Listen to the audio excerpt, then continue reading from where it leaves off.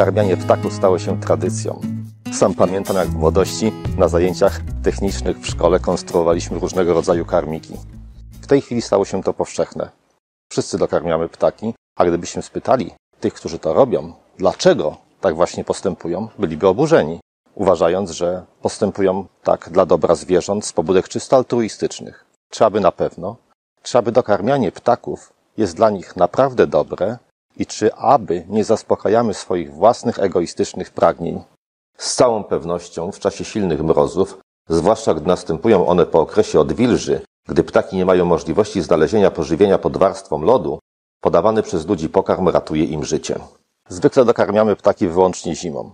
Są jednak kraje, gdzie w takim sensie jak u nas zima nie występuje, a ludzie tam również podają pokarm ptakom.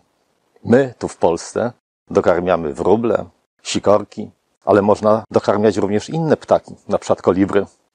Powszechne jest przekonanie, że kolibry to ptaki ze strefy tropikalnej. A jednak są to ptaki migrujące, które w Ameryce Środkowej i Południowej spędzają zimę, a latem migrują na północ aż do południowej Alaski i na południe aż do ziemi ognistej. Te najmniejsze ptaki świata są wspaniałymi lotnikami. Są też jedynymi ptakami, które potrafią latać do tyłu. Mogą nagle wstrzymywać lot i zawisnąć w powietrzu. Ruchy ich skrzydeł są tak szybkie, że prawie niewidoczne, a ich serce bije z prędkością 1250 uderzeń na minutę. To pochłania dużo energii. Dlatego codziennie spożywają ilości pokarmu przewyższające dwukrotnie wagę ich ciała.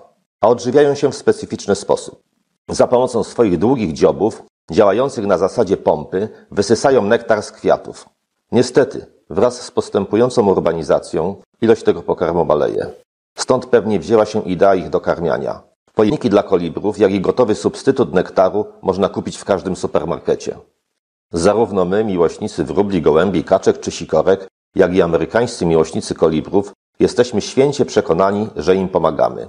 Tak nas uczono w szkole.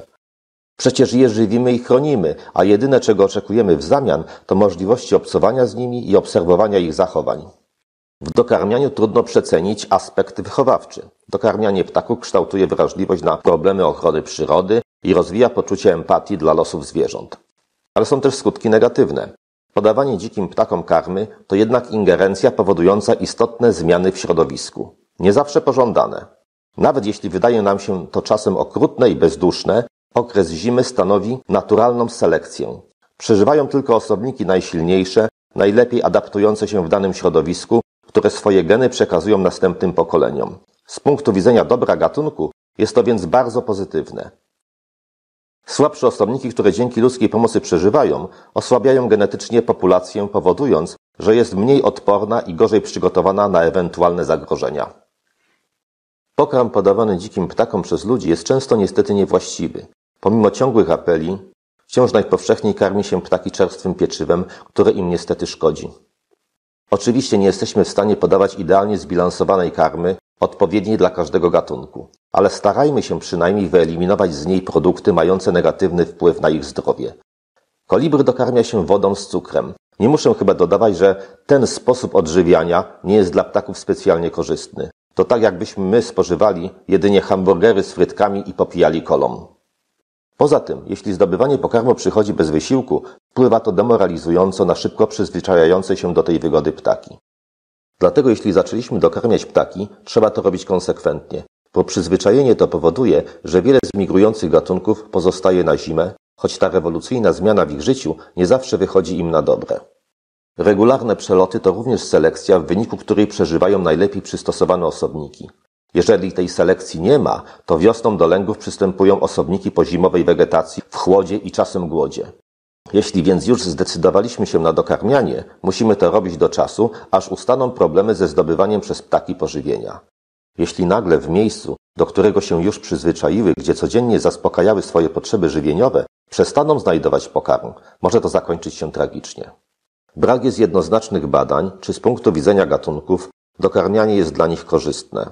Nie wiadomo więc, czy z czasem nie okaże się, że to zaspokajanie naszych ludzkich potrzeb, doznanie poczucia niesienia pomocy lub chęci obcowania z cząstką dzikiej przyrody nie są aby zbyt kosztowne dla samych ptaków. Masowe dokarmianie kolibrów zwabia je w pobliże domów. Któż nie chciałby mieć tak malowniczej ozdoby na swoim podwórku czy w ogrodzie? Zrób samodzielnie pojemnik dla kolibrów, a będziesz miał coś nawet lepszego niż telewizyjny show. Głoszą poradniki informujące, jak samemu wykonać pojemnik dla kolibrów, nawet ze zwykłej plastikowej butelki. W sprzedaży pojawiają się coraz to nowe wynalazki pozwalające na bliższe kontakty z kolibrami czy obserwację ich z coraz bliższej odległości. Ale musimy mieć świadomość, że dokarmianie ptaków stanowi daleko idącą ingerencję w ich życie.